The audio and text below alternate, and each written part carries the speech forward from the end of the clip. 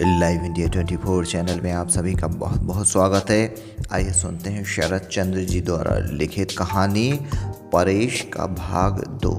कोई जल्दी नहीं है बड़े बाबू, जरा दिन चढ़ने दीजिए, बल्कि आप गंगा स्नान कराइए।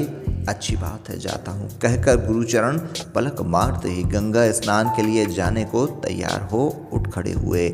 उनके काम या बात में कहीं कुछ भी असंगति नहीं थी, फिर भी पंचू की माँ को न जाने क्यों बहुत बुरा सा मालूम हुआ। उसे बार बार यही ख्याल आने लगा, मानो ये पहले के वे बड़े बाबू नहीं रहे।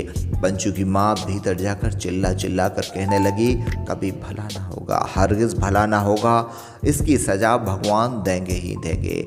किसका भला ना होगा और किसे भगवान सज़ा देंगे ही देंगे, ठीक से समझ में ना आया। लेकिन उस दिन छोटे बाबू की तरफ से इस बारे में झगड़ा करने को कोई तैयार नहीं हुआ। इसी तरह दिन कटने लगे। गुरुचरण की एकमात्र संतान विमल चंद सुसंतान नहीं है, वे इस बात को अच्छी तरह जानते थे। कई मास पहले कुछ घंटों के लिए एक बार वह घर आया था, फिर उसके दर्शन ही नहीं हुए। इस बार वह एक बैग में छिपा कर न जाने क्या क्या रख गया था। उसके चले जाने पर गुरुचरण ने बुलाकर कहा था, देख बेटा, क्या है इसमें। परेश ने अच्छी तरह देखभाल कर कहा था, कुछ कागजात हैं, शायद दस्तावेज हों, ताऊजी इन्हें जला दूं। गुरुचरण ने कहा था, अगर ज़रूरी हुआ तो। परेश ने कहा था, ज़रूरी तो है ही, पर विमल भैया के लिए शायद गैर जरूरी है। आफत को ज़रूरत क्या है घर में रखने की। गुरुचरण ने आपत्ति की थी, बगैर जाने नष्ट नहीं करना चाहिए परेश, किसी का सत्यानाश भी हो सकता है। इन्हें तू कहीं छिपा कर रख दे बेटा, पीछे देखा जाएगा। इस घटना की उन्हें याद नहीं थी। आज सवेरे गंगा स्नान से लौटकर रसोई बनाने जा रहे थे। इतने में अकस्मात बैग लिए हुए परेश, हरिचरण, गांव के और भी कई सज्जन और पुलिस आ खड़ी हुई। घटना संक्षेप में यह है कि विमल डकैती का आसामी है, फिलहाल फरार है। अखबार में खबर पढ़कर परेश ने पुलिस को सब बातें जता दी हैं। बैग अब तक उसी के पास था। विमल खराब लड़का है, शराब पीता है, अनुषंगिक और भी अनेक दोस्त हैं। कोलकाता रहकर कोई मामूली सी नौकरी करके वह ये सब काम किया करता था, मगर वह डकैती कर सकता है ऐसा संदेह पिता के मन में कभी स्वप्न में भी न हुआ था। कुछ क्षण वे एकटक परेश के चेहरे की तरफ देखते रहे। उसके बाद उसकी निष्प्रभ निर्निमेष दोनों आंखों से झरझर आंसू टपकने लगे। बोले, सब सच है। परेश ने एक एक बात भी झूठ नहीं कही। दारोगा ने और भी दो चार बातें पूछी, उन्हें छुट्टी दे दी। जाते समय उसने सहसा झुककर गुरुचरण के पांव छुए और कहा, आप उम्र में बड़े हैं और ब्राह्मण हैं, मेरा कसूर ध्यान में न लाइएगा। इतने भारी दुख का काम मैंने इसके पहले कभी नहीं किया। इसके बाद कई महीने बीत जाने पर खबर आई कि विमल को 7 साल की सज़ा हो गई है। फिर ढोल, नगाड़े और मजीरा बजाकर समारोह के साथ शुभ चंडी की पूजा की तैयारियां होने लगीं। परेश ने कहा, बाबूजी यह सब रहने दो। वह बोले, क्यों। परेश ने कहा, यह मुझसे सहा नहीं जाता। बाप ने कहा, अच्छी बात है, सहना कर सकते हो तो आज का दिन कोलकाता जाकर घूम फिर कर बिता आओ। जगन माता की पूजा है, धर्म कर्म में बाधा मत डालो। कहना ना होगा कि धर्म कर्म में कोई बाधा नहीं आई। 10 दिन बाद एक दिन सवेरे गुरुचरण के घर की तरफ अकस्मात शोरगुल और चीख चिल्लाहट सुनाई दी और कुछ देर बाद ग्वालन रोते हुई आ खड़ी हुई।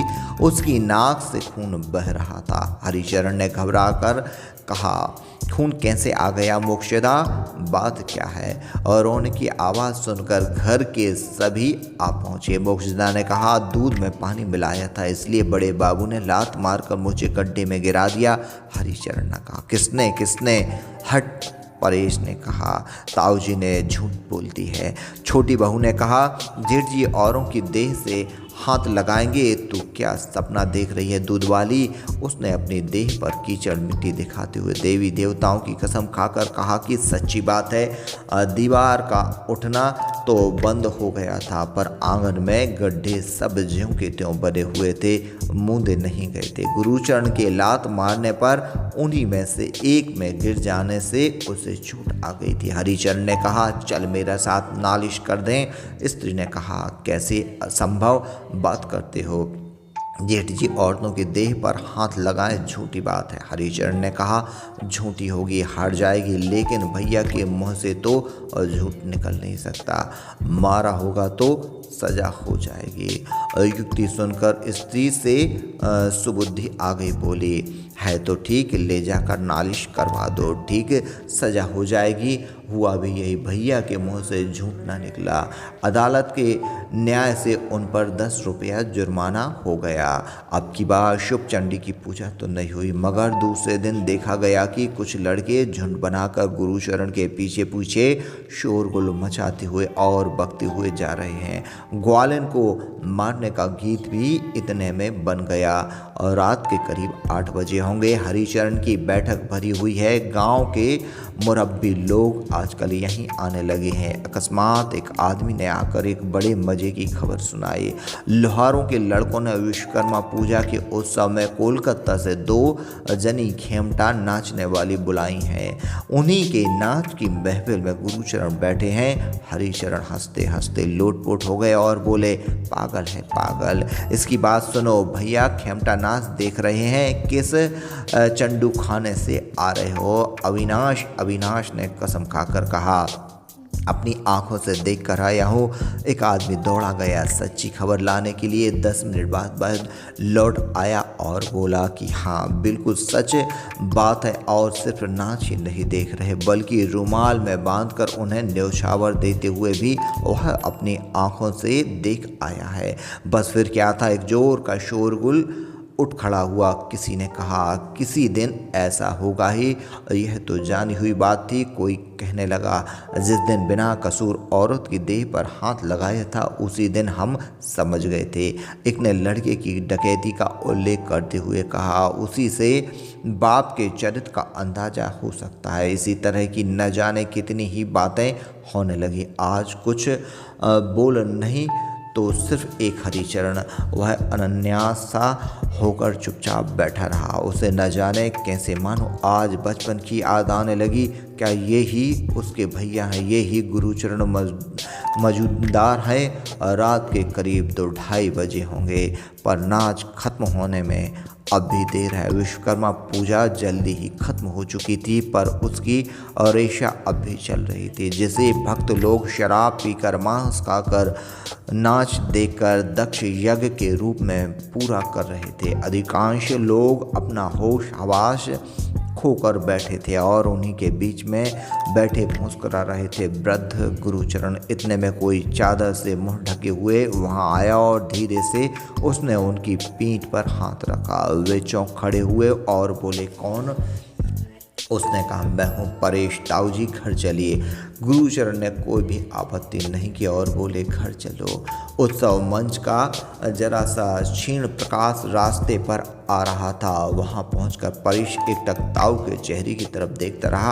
आंखों में वह ज्योति नहीं, चेहरे पर वह तेज नहीं। नीचे से ऊपर तक सारा का सारा आदमी भूताविष्ट सा हो गया है। इतने दिनों बाद आज उसकी आंखों से आंसू गिरने लगे और इतने दिनों बाद आज उसकी आंखें देख सकें कि लोगों के आगे लज्जित होने लायक ताऊ जी में कोई चीज़ बाकी नहीं रही है।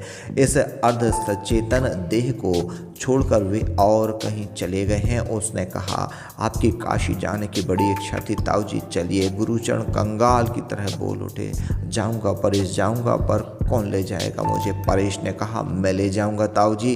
तो चल एक बार घर चलकर जिस वस्तु ले जाए जाकर ले जाना। परेश ने कहा, नहीं ताऊ जी, उस घर में अब नहीं जाना है, वहाँ का अब कुछ भी नहीं चाहिए हमें।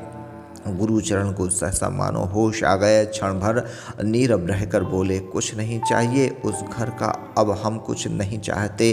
परेश ने अपनी आंखें पोंछते हुए कहा, नहीं ताऊ जी, कुछ नहीं चाहिए, उन चीज़ों को लेने वाले और बहुत हैं, वहाँ चलिए। चलो कहकर गुरुचरण ने परेश का हाथ पकड़ा और जनशून्य अंधकारमय रास्ते से दोनों रेलवे स्टेशन की तरफ चल दिए।